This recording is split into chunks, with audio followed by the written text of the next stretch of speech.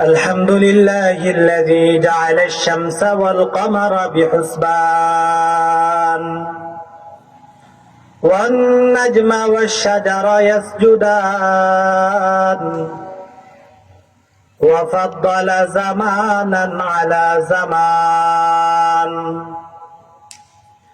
كما فضل مكانا على مكان وإنسانا على إنسان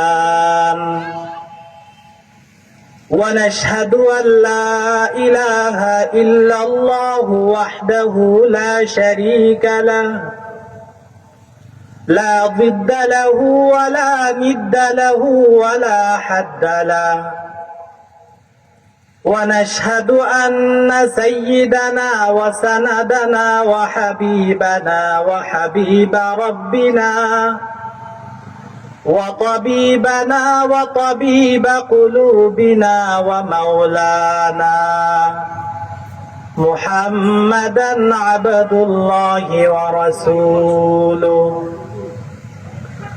أرسل إلى الناس كافة بشيرا ونذيرا وداعيا إلى الله بإذنه وسراجا منيرا وبعد فأعوذ بالله من الشيطان الرجيم بسم الله الرحمن الرحيم يا أيها الذين آمنوا اتقوا الله حق تقاته ولا تموتن إلا وأنتم مسلمون صدق الله مولانا العظيم وصدق رسوله النبي الكريم ونحن على ذلك لمن الشاهدين والشاكرين والحمد لله رب العالمين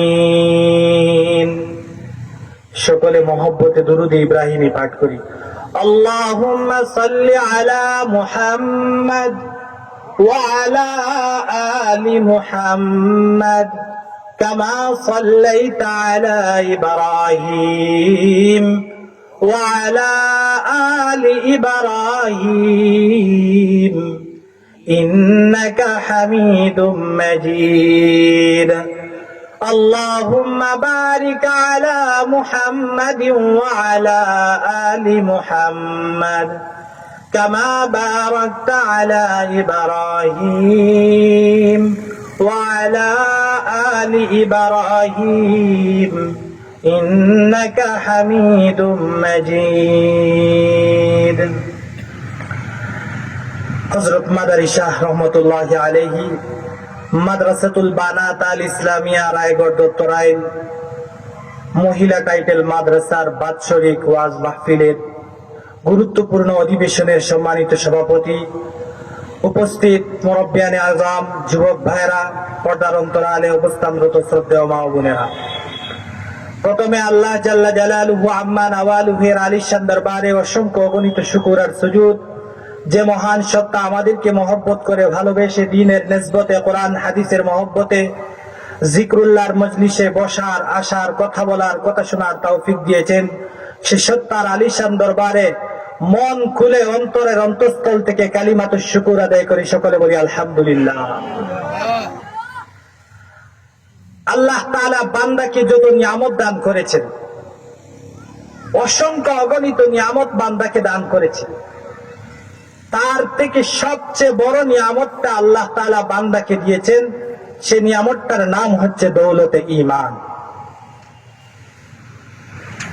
আমরা কোন ধরনের কষ্ট ছাড়া, কোন ধরনের পেরেশানি ছাড়া আল্লাহ তাআলা আমাদেরকে ঈমানের দৌলত দান করেছে।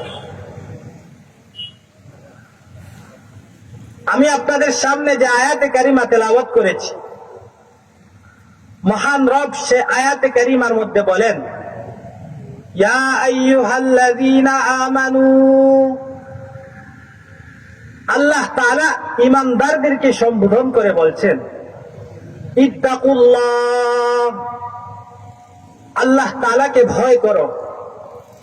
ভয়টা কোন ক্যাটাগরির হবে, আমাদের ভয়টা কোন মাপকাঠির হবে, সেটাও আল্লাহ আয়াতের পরের অংশে বলেন, হাক্কা তুকাতি, আল্লাহ তাআলাকে ভয় করো যথাযথ ভয়।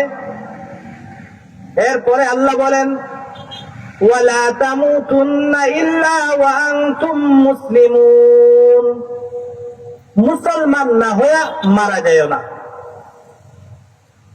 আল্লাহ তাআলা আমাদেরকে ঈমানদার বলে সম্বোধন করলেন, ডাকলেন। একজন ঈমানওয়ালার এত দাম, এত দাম। হাদিস শরীফের মধ্যে এসেছে, হাদিসের বর্ণনাকারী হযরত মুআয ইবনে জাবাল রাদিয়াল্লাহু তাআলা আনহু, হযরত মুআয ইবনে জাবাল বলেন, রাসূলুল্লাহ সাল্লাল্লাহু আলাইহি ওয়াসাল্লাম বলেছেন, মান ক্বালা লা ইলাহা ইল্লাল্লাহ, যে ব্যক্তি অন্তর থেকে একবার লা ইলাহা ইল্লাল্লাহ পাঠ করবে, আন্তরিকতার সাথে একবার লা ইলাহা ইল্লাল্লাহ পাঠ করবে, অন্তরের অন্তঃস্থল থেকে যদি একজন বান্দা একবার লা ইলাহা ইল্লাল্লাহর সাক্ষ্য দেয়, আল্লাহ ছাড়া কোনো মাবুদ নাই, মুহাম্মাদুর রাসূলুল্লাহ সাল্লাল্লাহু আলাইহি ওয়াসাল্লাম আল্লাহর পয়গম্বর, রাসূল বলেন, ওই বান্দার জন্য আল্লাহ তাআলা জাহান্নামের আগুনটাকে হারাম করে দেয়। ঈমানওয়ালার এত দাম। একবার অন্তর থেকে, অন্তরের অন্তঃস্থল থেকে একবার শুধু লা ইলাহা ইল্লাল্লাহ পাঠ করার কারণে আল্লাহ তাআলা ওই বান্দার জন্য জাহান্নামের আগুনটাকে হারাম করে দেয়। শুধু তাই না, অন্য হাদিসের মধ্যে পয়গম্বর বলেন, কোন বান্দা যদি অন্তরে অন্তঃস্থল থেকে লা ইলাহা ইল্লাল্লাহ পাঠ করে আর প্রকৃত ঈমানদার হয়ে দুনিয়া থেকে জীবন যাপন করে, প্রকৃত ঈমানদার হয়ে দুনিয়ায় জীবন যাপন করেন, এমন ঈমানদার যতদিন পর্যন্ত জমিনের মধ্যে থাকবে, মহান আল্লাহ কিয়ামত কায়েম করবে না। আল্লাহ তাআলা আসমানটাকে চূর্ণ বিচূর্ণ করবে না, জমিনটাকে ফাটায় দিবে না। এক কথায় ঈমানদার যতদিন পর্যন্ত জমিনে থাকবে, মহান আল্লাহ কিয়ামত নামক জিনিসটা জমিনে কায়েম করবে না। ঈমানদারের এত দাম। হাদিসের বর্ণনাকারী হযরত আমর ইবনুল আস রাদিয়াল্লাহু তাআলা আনহু, রাসূলুল্লাহ সাল্লাল্লাহু আলাইহি ওয়াসাল্লাম বলেছেন, দুনিয়ার মানুষেরা তোমাদের কাপড় যেমন পুরাতন হয়, ময়লা হয়ে যায়, ঠিক তেমনি ভাবে তোমাদের অন্তরের ভেতরের ঈমানটাও পুরাতন হয়ে যায়, ময়লা হয়ে যায়। মানুষ তার কাপড় পরিষ্কার করার জন্য, ময়লাযুক্ত কাপড় পরিষ্কার করার জন্য বিভিন্ন ধরনের প্রোডাক্ট ব্যবহার করে, কিন্তু অন্তরের ভিতরের ঈমানটাকে পরিষ্কার করার জন্য পয়গম্বর দোয়া শিখায়া দিয়েছে। নবীজি বলেন, প্রত্যেক দিন বান্দা বলবে, আল্লাহুম্মা জাদ্দিদিল ঈমানা ফি কুলুবিনা, আল্লাহ আমার অন্তরের ভিতরে ঈমানটাকে নবায়ন করে দাও। এরকম করে প্রত্যেক দিন যদি বান্দা আল্লাহর কাছে দোয়া করতে থাকে, আল্লাহ তাআলা ওই বান্দার অন্তরের ভিতরে ঈমানটাকে নবায়ন করে দেয়। অন্য হাদিসের মধ্যে হযরত আবু হুরায়রা বর্ণনা করেন, রাসূলুল্লাহ সাল্লাল্লাহু আলাইহি ওয়াসাল্লাম বলেন, বাদিরু বিল আমাল, আমলের ক্ষেত্রে তোমরা প্রতিযোগিতা করো, কারণ এমন একটা সময় আসবে যখন মানুষ সকাল বেলা ঘর থেকে বের হবে ঈমানের হালাতে, সন্ধ্যাবেলা কাফের হয়ে, মুশরিক হয়ে, ঈমান হারা হয়ে আবার ঘরে আসবে। আবার সন্ধ্যাবেলা ঘর থেকে বের হবে, ইমানের হালাতে রাত্রে বেলা আবার ঘরে আসবে ইমান শূন্য হয়ে, ইমান হারা হয়ে। রাত্রে আবার ইমানদার হয়ে ঘরে ফিরবে, সকাল বেলা নাস্তিক মুরতাদ হয়ে ইমান হারা হয়ে আবার ঘর থেকে বের হবে। এমন একটা সময় আসবে, সেই সময় আসার আগে আগে নবীজি বলেন আমলের ক্ষেত্রে প্রতিযোগিতা করো। যে যত বড় ইমানদার আল্লাহ তাআলা তার থেকে বেশি পরীক্ষা নেয়।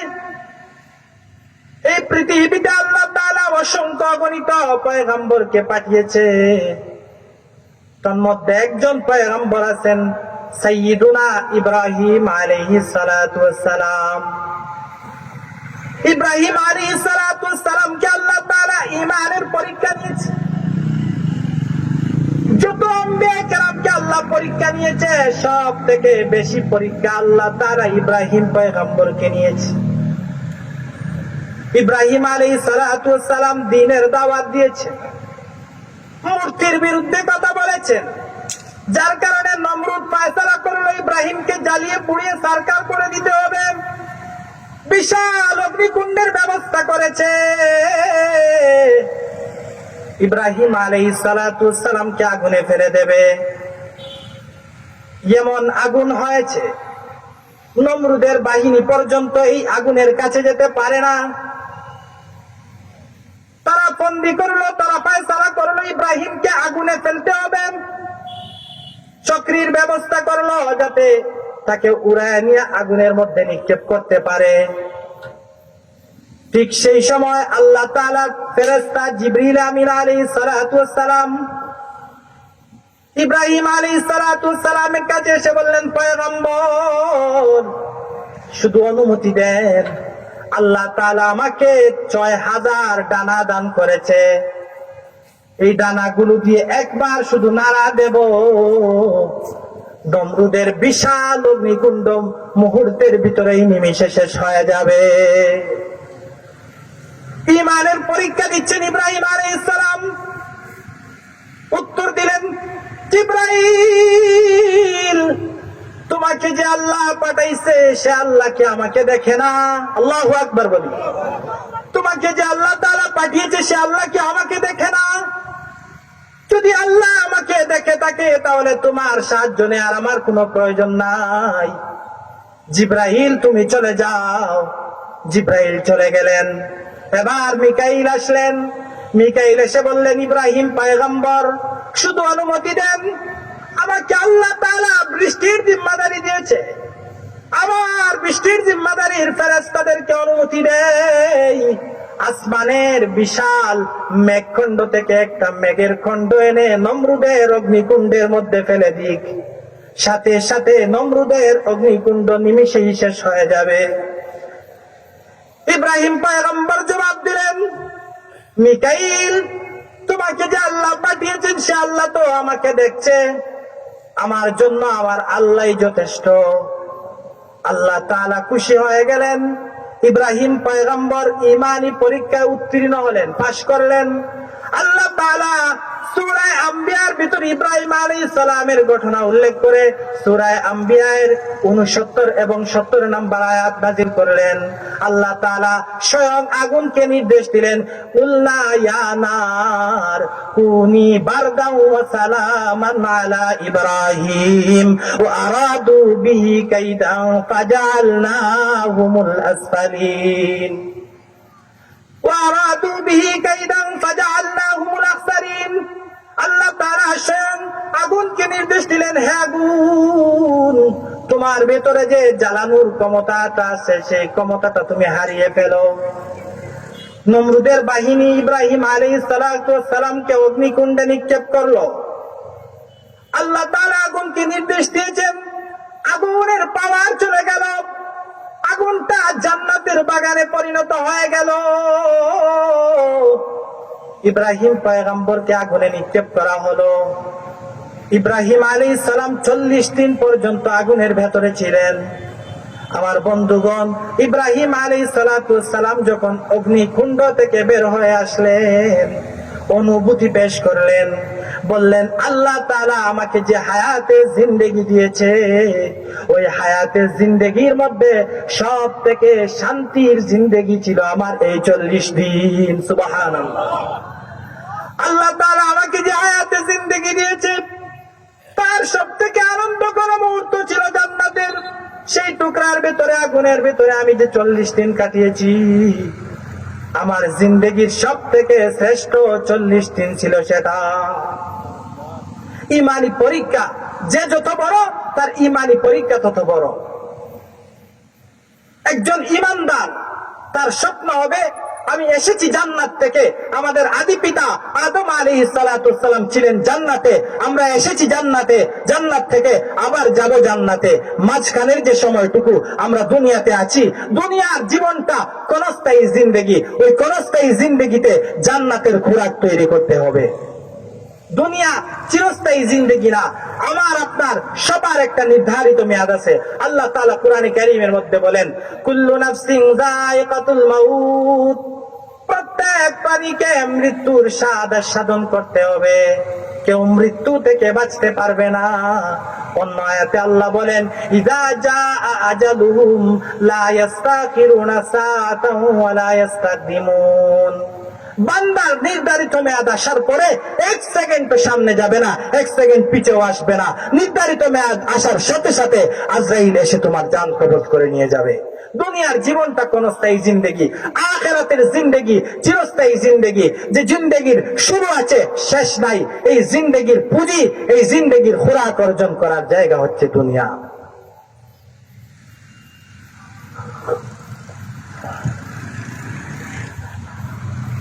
কোন মুসাফির যদি তার বাড়ি থেকে সফর করে কোথাও যায়, মধ্যখানে সে কোন গাছের ছায়ার নিচে আশ্রয় নেয়, কোন পাগল মুসাফির যদি না হয়, তাহলে ওই ছায়ার মধ্যে সে দীর্ঘ সময় পর্যন্ত বসে থাকবে না। দ্রুত করে তার ছায়ার মধ্যে বিশ্রাম করাটা সেরে দ্রুত চলে যাবে। ঠিক তেমনি ভাবে বান্দা, তুমি দুনিয়ার মধ্যে মুসাফির, দুনিয়াতে বেশি দিন থাকার জায়গা না, সব সময় তোমার আখিরাতের প্রস্তুতি নিয়ে থাকতে হবে। হঠাৎ করে আল্লাহ তাআলা তোমাকে ডাক দিয়ে দিতে পারে, আল্লাহর ডাকে সাড়া দেওয়ার জন্য 24টা ঘন্টা তোমাকে প্রস্তুত থাকতে হবে। এই কথাটা আমার তেলাওয়াতকৃত আয়াতের মধ্যে আল্লাহ বলেন, ওয়ালা তামুতুন্না ইল্লা ওয়া আনতুম মুসলিমুন। কোন মানুষ তো নিজে নিজে মৃত্যুবরণ করতে পারে না। আল্লাহ তাআলা যে আয়াতের মধ্যে বললেন, ওয়ালা তামুতুন্না, হে দুনিয়ার মানুষেরা, তোমরা মৃত্যুবরণ করো না যতক্ষণ পর্যন্ত মুসলমান না হও। এই কথার অর্থ হলো সর্বাবস্থায় তোমার জন্য মৃত্যুর প্রস্তুতি নিয়ে থাকতে হবে। যে কোনো মুহূর্তে আমার মৃত্যু আসতে পারে, যে কোনো সময় আল্লাহ তাআলা আজরাইলকে পাঠায় আমার জান কবজ করে নিয়ে যেতে পারে। এজন্য 24টা ঘন্টা আমাকে মৃত্যুর প্রস্তুতি নিয়ে থাকতে হবে। আল্লাহ তাআলার সাথে যদি তোমার সম্পর্ক না থাকে, আল্লাহ তাআলার সাথে যদি তোমার সম্পর্ক না থাকে, মৃত্যুবরণ করার পরে তোমাকে জাহান্নামের কঠিন আযাবের মধ্যে শাস্তি ভোগ করতে হবে। এজন্য বুজুর্গানে কেরামগণ বলেন, আল্লাহ তাআলার সাথে সম্পর্ক করার জন্য 4টা গুণের গুণান্বিত হতে হবে। 1 নাম্বার হচ্ছে, বান্দা তুমি শুকরগুজার বান্দা হয়ে যেতে হবে। শুকরগুজার বান্দা হয়ে যেতে হবে 1 নাম্বার। আল্লাহ তাআলার শুকর সবসময় তোমার মুখে লাগায় রাখতে হবে। কেমন শুকরিয়া আদায় করতে হবে? আল্লাহ তাআলা সূরা ফাতিহার শুরুতে নিজে প্রশংসা বাক্য শিখায়া বান্দাকে দিছে। কোরআনে কারীমের সর্বপ্রথম একসাথে যে সূরা নাজিল হয়েছে সেটা হচ্ছে সূরা ফাতিহা। প্রত্যেক দিন বান্দা 5 ওয়াক্ত ফরজ নামাজের মধ্যে, সুন্নত নামাজের মধ্যে শত শতবার পাঠ করে। এই সূরাটা আল্লাহ তাআলা সর্বপ্রথম একসাথে নাজিল করেছে। ওই সূরার শুরুতে আল্লাহ তাআলা বলেন, আলহামদুলিল্লাহি রাব্বিল আলামিন। বান্দা তুমি আমি আল্লাহর প্রশংসা করবা, কি বাক্য দ্বারা করবা আল্লাহ তাআলা সেটাও শিখাইয়া দিলেন। আলহামদুলিল্লাহি রাব্বিল আলামিন বলবা। আলহামদুলিল্লাহ, সকল প্রশংসা আল্লাহ তাআলার জন্য। লিল্লাহি রাব্বিল আলামিন, যিনি সমগ্র পৃথিবীর মালিক। আমাদের চোখের সামনে যা কিছু আছে, নাই যা কিছু, সবগুলোর মালিক হলেন আল্লাহ। আল্লাহ তাআলা প্রশংসার বাক্যটাও শিখিয়ে দিয়েছেন। আলহামদুলিল্লাহ বলে প্রশংসা করবা, হর হালাতে তুমি প্রশংসা করবা।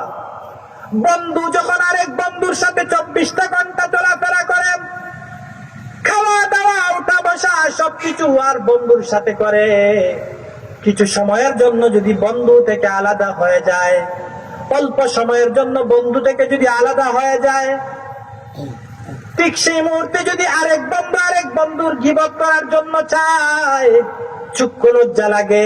সারাটা দিন তার সাথে চলাফেরা করি, উঠা বসা করি, খাবার দাবার তার সাথে একসাথে গ্রহণ করি, কেমনে তার গীবত করি, কেমনে তার বিরুদ্ধে কথা বলি। বান্দা যখন 24টা ঘন্টা আল্লাহ তাআলার শুকরিয়া আদায় করবেন, 24টা ঘন্টা আল্লাহ তাআলার শুকরিয়া আদায় করার কারণে মহান আল্লাহর সাথে এমন একটা সম্পর্ক কায়েম হবে, এমন একটা সম্পর্ক জুড়াবে। বান্দা যখনই গুনার কাজ করতে চাইবে, এই আল্লাহর সাথে সম্পর্কটা তার আর গুনাহের মধ্যে প্রতিবন্ধক হয়ে দাঁড়িয়ে যাবে। সুবহানাল্লাহ। প্রত্যেকদিন বান্দাকে শুকরিয়া আদায় করতে হবে। মুহাদ্দিসিনে কেরামগণ শুকরিয়া আদায় করার পদ্ধতি পর্যন্ত বান্দাকে শিখায়া দিছেন। কেমনে শুকরিয়া আদায় করবে? সকালবেলা ঘুম থেকে উঠেছো, ঘুম থেকে উঠার পর বিছানা থেকে উঠে দেখলা আল্লাহ তাআলা তোমার 3.5 হাত বডিটাকে সুস্থ সবল রেখেছে। আল্লাহ তাআলা শুকরিয়া আদায় করে বলে আলহামদুলিল্লাহ। আবার ফরজ নামাজ ফজরের আদায় করতে পেরেছো, আবার আল্লাহর শুকরিয়া আদায় করো আলহামদুলিল্লাহ। ফজরের নামাজ পড়ে বাসায় এসে দেখলা তোমার ফ্যামিলির সকল সদস্যরা সুস্থ আছে, আবার আল্লাহর শুকরিয়া আদায় করো, বলো আলহামদুলিল্লাহ। এভাবে করে দিনের প্রত্যেকটা কাজ যখন তোমার থেকে সুন্দরভাবে পরিপূর্ণভাবে আঞ্জাম দিতে পারবা, তখন রবের শুকরিয়া আদায় করে বলো আলহামদুলিল্লাহ। ওই শুকরিয়া আদায় করতে করতে একটা সময় এমন আসবে, বান্দা তুমি আর তোমার গুনাহের মধ্যে আল্লাহ তাআলার শুকরিয়া আদায় করাটা আর আল্লাহ তাআলার মহব্বতটা প্রতিবন্ধক হয়ে দাঁড়িয়ে যাবে। এজন্য বেশি বেশি করে শুকরিয়া আদায় করতে হবে। 2 নাম্বার, আল্লাহ তাআলার কাছে সব সময় সব হালাতে সবর করতে হবে। তোমার উপর মুসিবত আসবে, তুমি সবর করবা। তোমাকে আল্লাহ তাআলা ভালো হালতে রাখছে, এক্ষেত্রেও সবর করবা। তোমাকে আল্লাহ তাআলা অসুখ দিয়েছে, সেক্ষেত্রেও সবর করবা। তোমাকে আল্লাহ তাআলা সুখী রেখেছে, সেক্ষেত্রেও সবর করবা। 3 নাম্বার যে গুণটা অর্জন করতে হবে, সেই গুণটা হচ্ছে ইস্তেগফারের আমল নিজের মধ্যে জারি করা। ইস্তেগফারের ফায়দা সূরা নূহের 10, 11, 12 নম্বর আয়াত।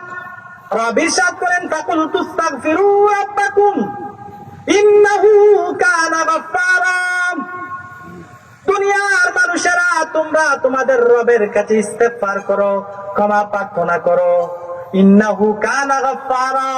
ইস্তেগফার করার 1 নাম্বার উপকারিতা হচ্ছে, ফায়দা হচ্ছে, মহান আল্লাহর কাছে তুমি যদি ইস্তেগফার করো, বেশি বেশি ইস্তেগফার করার কারণে মাওলায়ে কারীম তোমার জিন্দেগীর গুনাহ সমূহকে ক্ষমা করে দিবে। সুবহানাল্লাহ। 2 নাম্বার ফায়দা হচ্ছে ইউরসিলিস সামা আলাইকুম মিদরারা।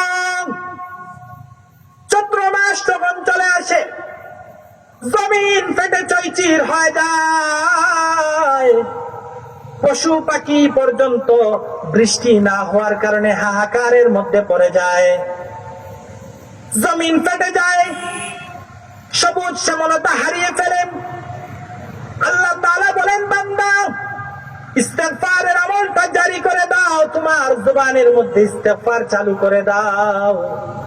আমি আল্লাহ তাআলা তোমাদের উপরে আসমান থেকে মুষলধারে বৃষ্টি বর্ষণ করে তোমাদেরকে সাহায্য করব। ইউরসিলিস সামা আলাইকুম মিদরারা। আসমান থেকে আল্লাহ তাআলা বৃষ্টি বর্ষণ করে আমাদেরকে সাহায্য করার কারণে আল্লাহ তাআলা কঠিন মুহূর্তে পর্যন্ত মুষলধারে বৃষ্টি বর্ষণ করে মুমিনকে সাহায্য করবে। শুধু তাই নয়, 3 নম্বর উপকারিতা, ওয়ায়ুমদিদকুম বিআমওয়াল। দুনিয়ার মানুষেরা চায় আমার ধন সম্পদ হোক, ব্যাংক ব্যালেন্স হোক, বাড়ি গাড়ি হোক।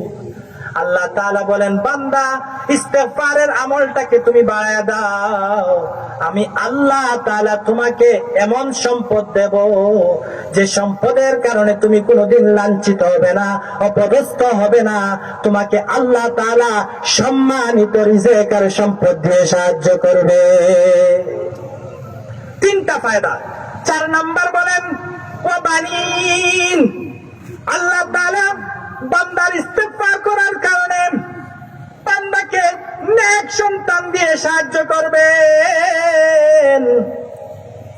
দুনিয়াতে যদি নেক সন্তান না হয়, কষ্ট আর ক্লান্তির কোনো শেষ নাই। আপনি বাড়িতে, আপনার সন্তান বাজারে গিয়েছে, বাজারে গিয়ে একটা আকাম করে বসেছে, বাবা মুখ দেখাতে পারে না। যদি নেক সন্তান হয়, যদি ভালো সন্তান হয়, সে সন্তানটাও বাবার জন্য একটা সদকায়ে জারিয়া, দুনিয়ার মানুষের কাছে বাবার মুখটাকে আলোকিত করার একটা সাইনবোর্ড।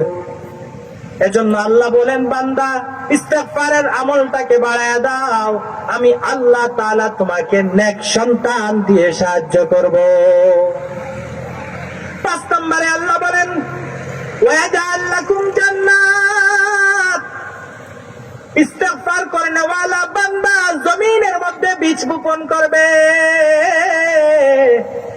আমি আল্লাহ তাআলা ইস্তেগফার করনেওয়ালা বান্দার জমিনে হাত লাগানোর সাথে সাথে ওই জমিন থেকে বিভিন্ন ধরনের ফল ফলাদি, শাক সবজি, বিভিন্ন ধরনের ফল ফলাদির গাছ নিমিষেই উৎপন্ন করে দেব। ইস্তেগফার করনেওয়ালা বান্দার হাতের মধ্যে আল্লাহ বারাকা দিয়ে দিবে। আল্লাহ বলেন, ওয়াজাআল লাকুম জান্নাত। বান্দা তুমি জমিনের মধ্যে বাগান লাগাইবা, আমের বাগান লাগাইবা, কমলার বাগান লাগাইবা, তরমুজের বাগান লাগাইবা। যে বাগানই তুমি লাগাও না কেন, ইস্তেগফারের আমলটা যদি তুমি চালু করে দাও, আমি আল্লাহ ওই বাগান লাগানোর সাথে সাথে ওই বাগানের মধ্যে বরকত আর রহমত দিয়ে তোমাকে সাহায্য করব। ওয়াজাআল লাকুম আনহারা। 6 নম্বর আল্লাহ বলেন, ইস্তেগফার করার কারণে আমি আল্লাহ তোমাদেরকে নদ নদী, খাল বিল এগুলো দেওয়ার মাধ্যমে সাহায্য করব। আমাদের বাংলাদেশে আল্লাহ তাআলা যদি নদ নদী, খাল বিল এগুলো দিয়ে সাহায্য করেন, তাহলে আমাদের 2টা উপকার। 1 নাম্বার হচ্ছে আমরা সেগুলোর মাধ্যমে, সেগুলো থেকে মাছ শিকার করে সেগুলো আহার করতে পারবো। 2 নাম্বার হচ্ছে সেগুলোতে আমরা আল্লাহ তাআলার কাছে যে আমরা মাঝে মধ্যে বন্যা হয়, এই বন্যার কবল থেকে বাঁচতে পারবো। এই বন্যার কবল থেকে আল্লাহ তাআলা আমাদেরকে নদ নদী, খাল বিল এগুলোর মাধ্যমে বাঁচিয়ে দিবেন। শুধুমাত্র ইস্তেগফারের আমলটা যদি আমরা চালু করে দেই, তাহলে আল্লাহ তাআলা আমাদেরকে ওয়াজাআল লাকুম আনহারা, নদ নদী, খাল বিল এগুলো দেওয়ার মাধ্যমে সাহায্য করবেন। 4 নম্বরে আল্লাহ তাআলার সাথে সম্পর্ক করার যে গুণটা অর্জন করতে হবে, সেটা হচ্ছে ইস্তেআযা। সর্বহালতে শয়তান থেকে আল্লাহর কাছে সাহায্য চেতে হবে।